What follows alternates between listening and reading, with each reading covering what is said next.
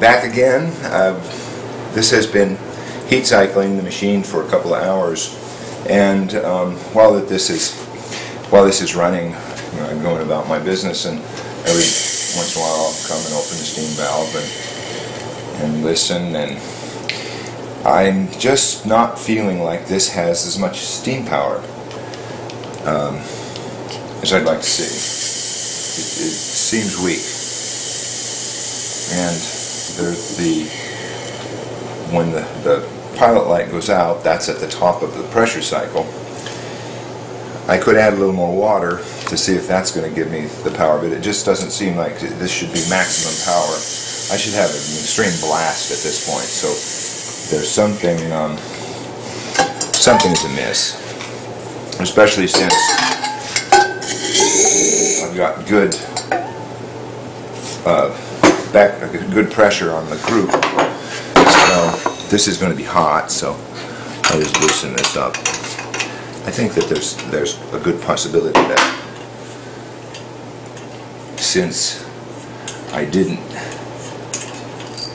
specifically descale the machine, I just mechanically cleaned it all and descaled it, which is pretty good, but it could be.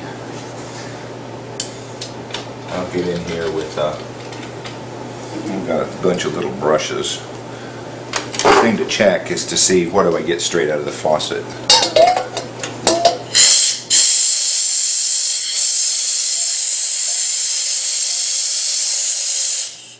Good blast out of there, but this channel up here could be restricted. My first suspect is going to be this tube right up here in the light. I don't know what happened to my little brushes. They got caught on the rag and went somewhere. And this is my sight glass brush. Where in the world did those go? You see them anywhere? Yes. They're hiding on the second shelf. Oh, second shelf. They fell through the handy little hole. Let me cool this down. I suspect that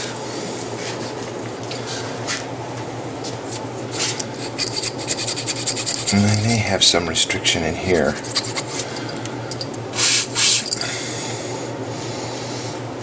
Find a little end.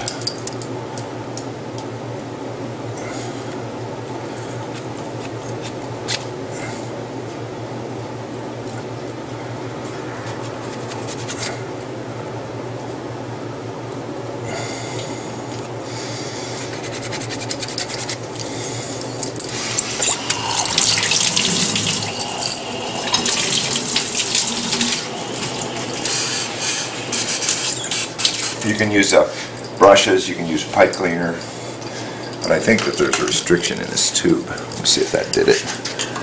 It just, the thing about Creminas is that you get a pretty impressive, oh wow, steam function. It's better, but it's still not as good as I'd like to see it, or hear it. So something is going on here. You don't really want to have to. I'm not going to blow on that while it's hot.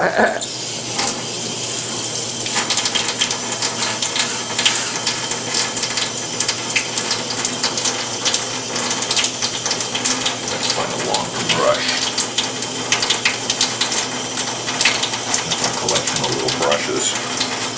One really good place to get some of these brushes is in these really long, skinny ones we got at the Japanese grocery store. Uwijimaya. Yeah, Uwijimaya in Seattle.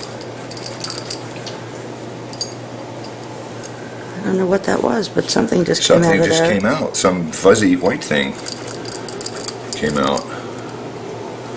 Yeah, you can see it poking through this end. You could.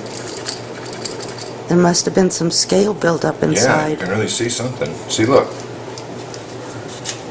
Of course, I might have some foam on the soap on the brush. I don't remember it, but these are the kind of things you do when you're when you're doing your final checks.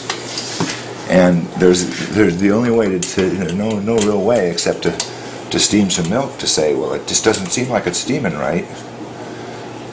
But you should get a pretty substantial. Oh, that's still kind of punky. Okay. I'm assuming that my gauge is correct. I've got good action here. This is when you have to use your... Yeah, I've got real nice action there. So, I think what we're going to have to end up doing is,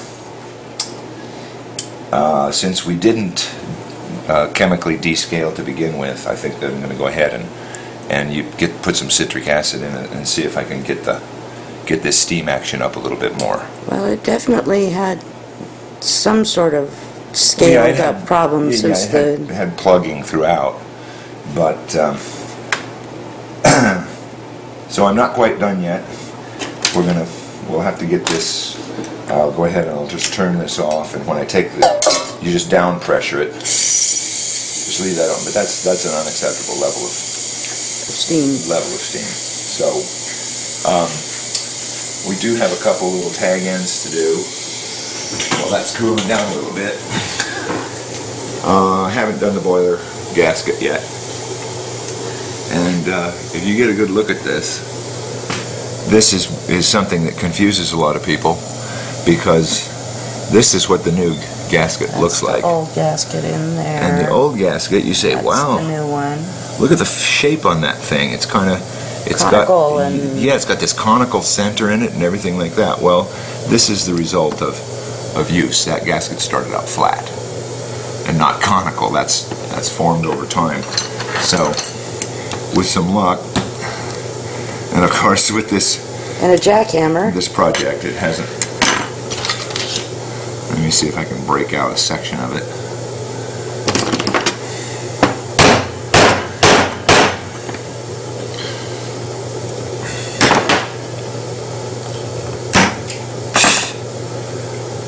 Okay. Now I get to use my favorite tool. I don't use this very often. Oh, the dental drill. When I do, I like this. This is just much more fun than a Dremel. It's nice and slow. If you're going to use a Dremel, I'm going to get in there and I'm going to work on this. Stay away from the threads. The Dremel will work this as well, but any excuse to use this tool short of filling a cavity.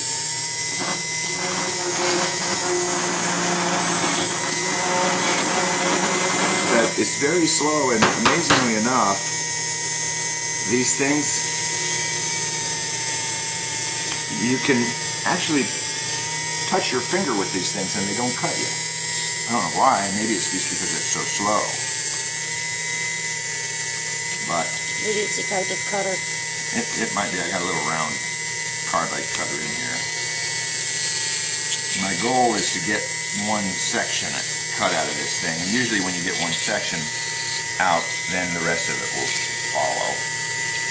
Like I said, you just work down there in the very bottom corner. Let's see what that did. Boy, that was fun. And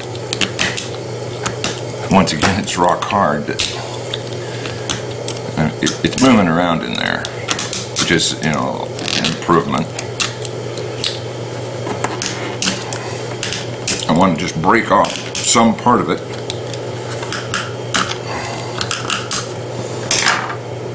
See, I've cleared it off back to the brass. I haven't really damaged it or anything like that with my fun tool. And actually, they still sell those on it. They go pretty cheap on eBay, actually. Those dental drills. I like the fact that it's run on a belt. Yeah. And they, you know, the belts, all the parts are available. It's kind of an interesting tool. I rarely use it, as I said. It's not, you can change the speeds, but it's not extremely powerful, oddly enough. I just have to get more volume out of this thing. And as far as the bits for this tool, I just use Dremel bits. Proxon or Dremel.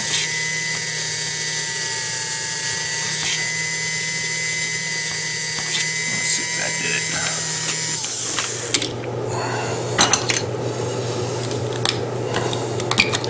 Just get another chunk out of it. Some things that you think is going to be the simplest thing in the world, just changing that. I'll just change that boiler cap gasket.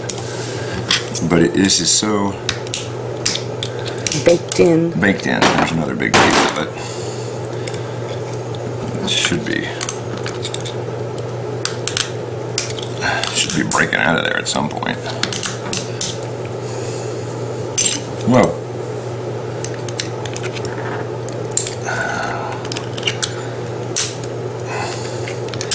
This is a good demonstration of why it's good to wear glasses when you do this. See there, I'm getting it all out in pieces. There's a little channel under that thread that the edge of the gasket sits in. Now you take your new gasket, and it's nice and soft and pliable, and you just work it in under the... Into the channel? Yeah, under the lip. It just goes under the threads. And there's that. Noted that the handle was a little loose. This is, there's not a lot of room down there in that hole.